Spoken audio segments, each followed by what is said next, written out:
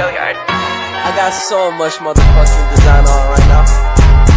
Break it down, bring it back, make it clap. I got 3 old thoughts, new block, where that day. Bitches on my line, and you know they come straight. Hold up, what it not, 45, scope it cash like whoa. How you fucking with these hoes up? Shalom, Assalamualaikum warahmatullahi wabarakatuh. Perkenalkan, nama saya Stepi Mauntu. Saya dari kelas A6 semester 1 dengan NIM 2214201169, Fakultas Keperawatan, Program Studi Ilmu Keperawatan di Universitas Pembangunan Indonesia, Manado. Video ini saya buat untuk memenuhi syarat dari ujian akhir semester mata kuliah Pendidikan Budaya Anti Korupsi dengan dosen pengampu Aprilia Widiamandey, SS, SH, MH. Di saat ini saya akan membahas materi mengenai pendidikan budaya anti korupsi. Secara harfiah, korupsi atau corruptio yang berasal dari bahasa Latin berarti busuk. Beberapa pakar juga menyampaikan pendapatnya mengenai pengertian korupsi. Salah satunya Robert Gedgar menyatakan bahwa korupsi adalah suatu tingkah laku yang menyimpang dari tugas-tugas resmi jabatannya dalam negara, di mana untuk memperoleh keuntungan status atau uang yang menyangkut diri pribadi atau perorangan, keluarga dekat, dan kelompok sendiri, atau dengan melanggar aturan pelaksanaan yang menyangkut tingkah laku pribadi. Definisi tersebut kurang lebih memiliki arti, yaitu korupsi adalah tindakan yang dilakukan oleh pejabat publik di mana mereka menyalahgunakan kepercayaan publik yang dikuasakan kepada mereka untuk mendapatkan keuntungan sepihak. Secara yuridis, Undang-Undang Nomor 31 Tahun 1999 menyatakan bahwa setiap orang yang dengan sengaja melawan hukum untuk melakukan perbuatan dengan tujuan memperkaya diri sendiri atau orang lain atau suatu korporasi yang mengakibatkan kerugian keuangan negara atau perekonomian negara. Sesuai Undang-Undang Nomor 31 Tahun 1999, tindak pidana korupsi terbagi menjadi 7 bentuk yang pada awalnya dibagi menjadi 30 bentuk, yaitu yang pertama, merugikan keuangan negara, penyalahgunaan wewenang jabatan atau tindakan yang melanggar kepentingan umum termasuk tindak korupsi karena merugikan keuangan negara, misalnya mobil dinas yang disediakan untuk keperluan pekerjaan pejabat negara justru digunakan untuk kepentingan pribadi dan keluarganya. Selanjutnya yang kedua, suap menyuap. Kasus suap bisa dikatakan populer atau paling sering terjadi. Suap biasanya dilakukan dengan sejumlah uang untuk memuluskan kebutuhan si penyuap dengan memberi sejumlah uang. Contohnya, kasus suap yang hampir kita temui di jalan adalah para pelanggar lalu lintas yang memberi sejumlah uang kepada polisi agar lolos dari hukuman. Yang ketiga, penggelapan.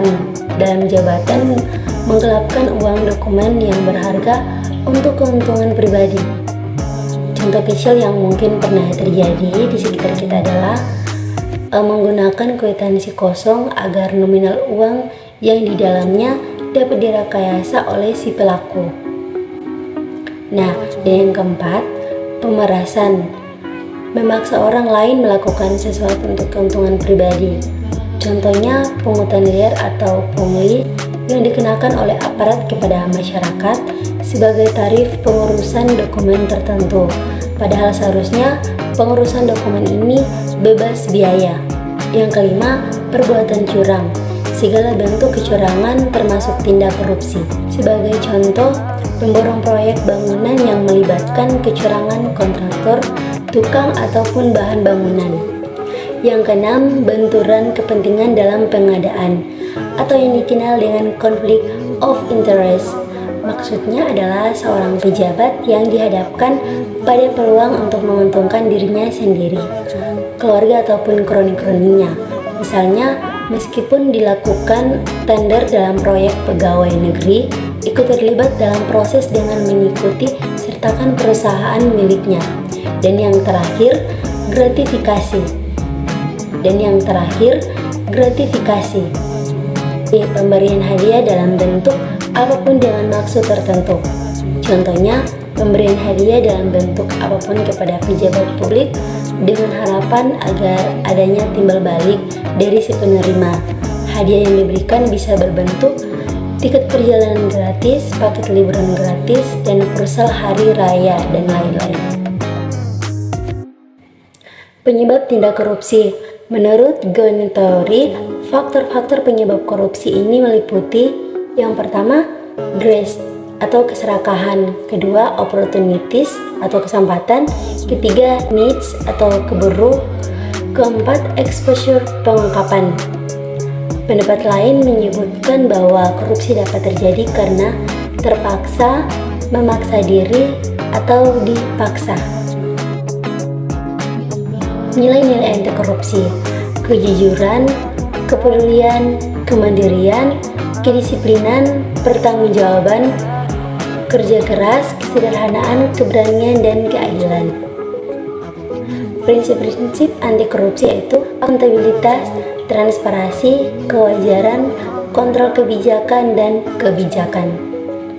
Tujuan PBAK untuk membentuk pengetahuan dan pemahaman mengenai berbagai bentuk korupsi dan aspek-aspeknya, merubah persepsi dan sikap kita terhadap korupsi, serta membentuk keterampilan dan kecakapan baru yang untuk melawan korupsi. Upaya mahasiswa dalam pemberantasan anti korupsi. Yang pertama, menciptakan lingkungan bebas dari korupsi di kampus. Dan yang kedua, memberikan pendidikan kepada masyarakat tentang bahaya melakukan korupsi. Dan yang ketiga, menjadi alat pengontrol terhadap kebijakan pemerintah.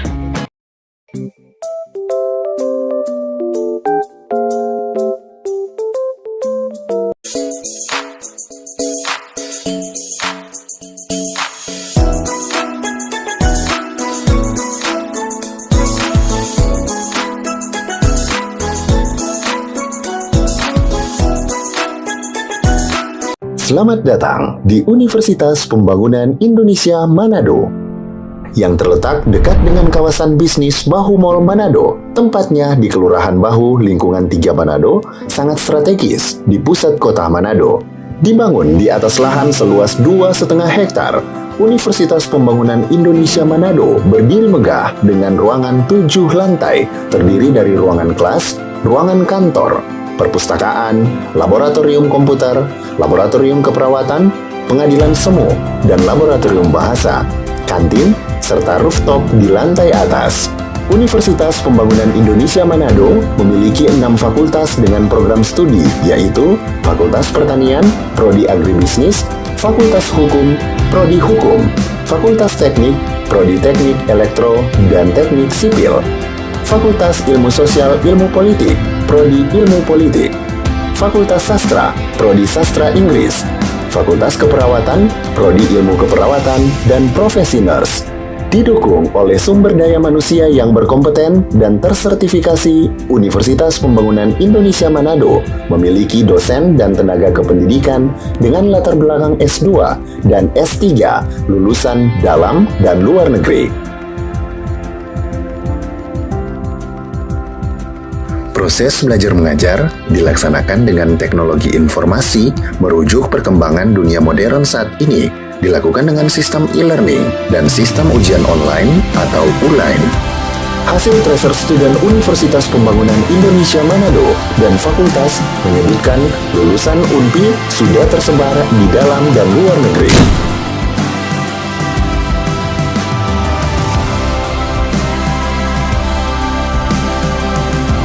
Selamat bergabung putra-putri terbaik bangsa. Kembangkan dirimu, raih cita-citamu setinggi bintang di langit. Kami siap menghasilkan generasi terbaik dan pemimpin di masa depan.